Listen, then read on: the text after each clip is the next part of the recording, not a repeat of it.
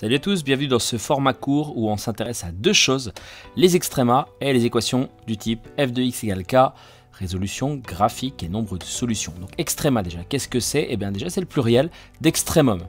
Alors on va parler d'équivalence et on commence déjà par s'intéresser à un extrémum. Comment ça se caractérise? Eh bien ça se caractérise comme ça. Si vous avez une fonction dérivable sur un intervalle i de dérivée f', et donc si on regarde à l'endroit petit a, si on a un extrémum, alors f' de a est égal à 0. Donc dans ce sens-là déjà important, f admet un extrémum, ça implique, un extrémum en a, ça implique que f' de a est égal à 0. Concrètement, ça veut dire que la tangente est horizontale à cet endroit-là. Donc ça c'est le premier point.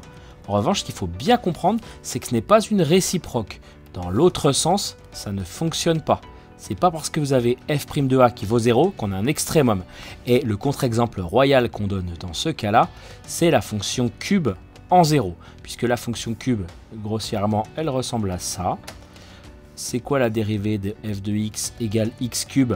C'est f' de x égale 3x carré. Et elle vaut 0 en 0.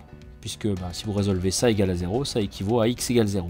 Donc en 0, on a bien ici une tangente horizontale. Est-ce qu'on a pourtant un extrémum? Pas du tout. Donc je répète, f extrémum implique f' de a égale à 0. En revanche, f' de a égale 0 n'implique pas extrémum. Donc du coup, on va se poser la question, comment faire pour avoir un extrémum? Et bien en fait, justement, on va passer à la deuxième propriété. Soit f est une fonction dérivable, toujours, f' c'est sa dérivée, on s'intéresse à un point petit a. Alors si f' s'annule en a, c'est-à-dire f' de a égale à 0, mais en changeant de signe, alors f admet un extrémum. Donc en fait, pour que ça fonctionne, il faut que f' de a soit égal à 0 en changeant de signe. Et cette petite phrase est vraiment importante. En changeant de signe. Dans ce cas-là, ça voudra dire que f admet un extrémum en a. Ici par exemple, f' de x c'était 3x carré, ça ne change pas de signe, hein. La fonction carré est toujours positive, donc il n'y a pas de plus-moins dans le tableau. Alors un petit exemple pour illustrer tout ça, on considère la fonction f définie par x cube moins 3x, donc le tableau de variation est donné ci-dessous, et on voudrait les extrémums éventuels de la fonction f. Alors évidemment on les voit, hein.